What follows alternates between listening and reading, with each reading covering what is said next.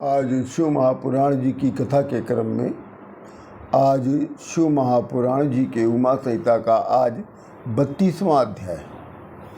इस अध्याय का नाम है कश्यप के स्त्रियों की संतान। सूत जी कहते हैं कि हे शौनक जी, दक्ष ने अपनी 13 पुत्रियों का विवाह कश्यप से किया था। 13 पत्नियों का अदिति, दिति, सुरसा, अरिष्टा, इला, धनु, सुरभि, विनिता, ताम्रा, रक्षा, क्रोधवशा, कद्रु और मुनि, ये उनकी 13 पुत्रियों के नाम थे। कश्यप अदिति से तुषित नामक देवगण भी उत्पन्न हुए। अदिति से वामन रूप विष्णु जी उत्पन्न हुए और अदिति से इंद्र ने भी जन्म लिया। अदिति से तुषित गण ऐरमा, घाता, त्वष्टा, पूषा, विवस्वान, सविता, मित्रा, वरुण, अंशभग तथा तेजस्वी सूर्य ने भी जन्म लिया, जो 12 दैत्य के नाम से भी प्रसिद्ध हुए, जो चाक्षुष मनवंतर में तुषित नाम के देवता थे। नक्षत्र नाम वाली दक्ष की 27 कन्याएं थीं, जो चंद्रमा की पत्नियां थीं। उनके अत्यंत तेजस्वी दीप्ति नाम की संतानें हुई। अरिष्टनेमी दक्ष की 4 कन्याओं से 16 पुत्र उत्पन्न हुए, जो महाविद्वान किशासत्व के पुत्र देवप्रहण नाम से अभिहित हुए।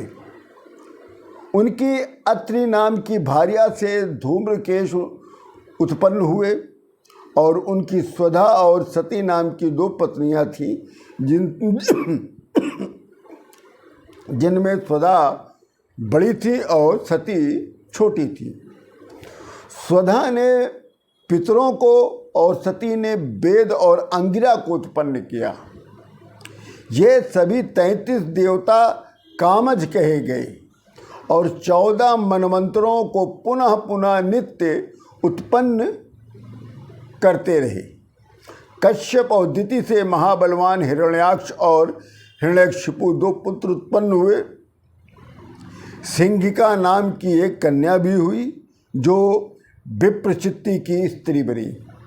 हिरण्यकशिपु के 4 महातेजस्वी पुत्र हुए, जिनके नाम थे अनुहराद, हराद, संघ्राद और प्रहलाद। प्रहलाद आगे चल के विष्णु के महान भक्त हुए और अनुराध से सूर्या ने पुलोमा और महिष हुए और हराद धामनी से वातपी और इलवल ने जन्म लिया।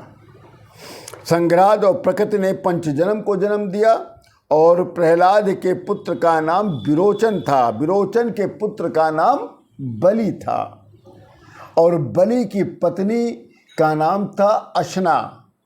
बलि और अशना से 100 पुत्र उत्पन्न हुए।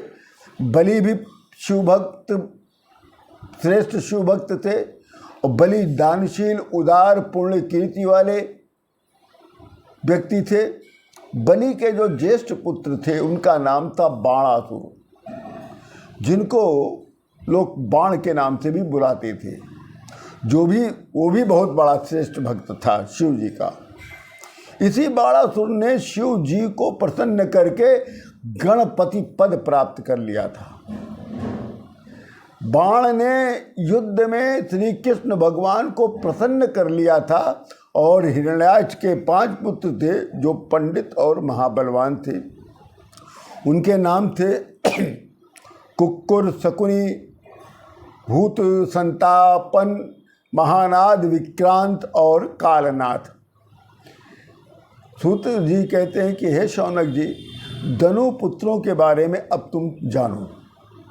धनु के 100 पुत्र थे, जो महापराक्रमशील थे, जिनके अयोमुख शांबर, कपोल, वामन, वैश्वानर, पुलोमा, विद्रावण, महाशिर, स्वरभानु, शुष्पर्वा और विप्रचित्ति ये प्रधान पुत्र थे। स्वरभानु की प्रभा, पुरलोभा की सची और हयाशिरा की उपदानवी और वृषपर्वा की शर्मिष्ठा पुत्री थी।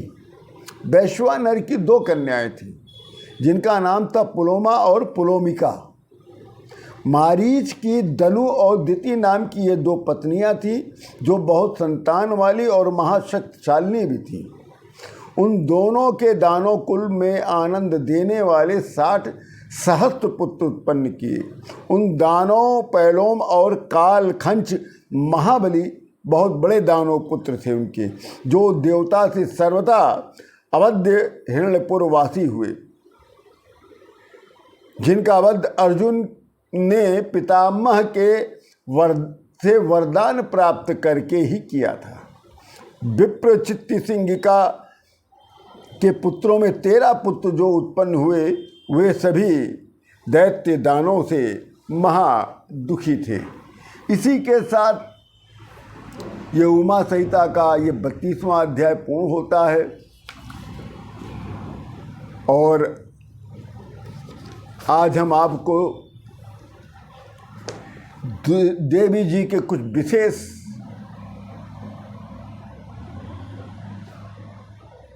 बातें बताएंगे। इसी के साथ आप सभी लोगों को राम राम।